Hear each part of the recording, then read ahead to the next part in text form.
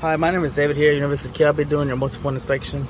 I went ahead and top off your coolant and your washer fluid for you. I went ahead and measured your tires. The front tubes are setting at 730 seconds and your back tubes are setting at 930 seconds. Went ahead and did a few tests on your vehicle and determined that you needed a new starter. Also went ahead and recommended a 60K service since your vehicle did just hit 63,000 miles. That would be it for this multi-point inspection. Thank you. Have a good day.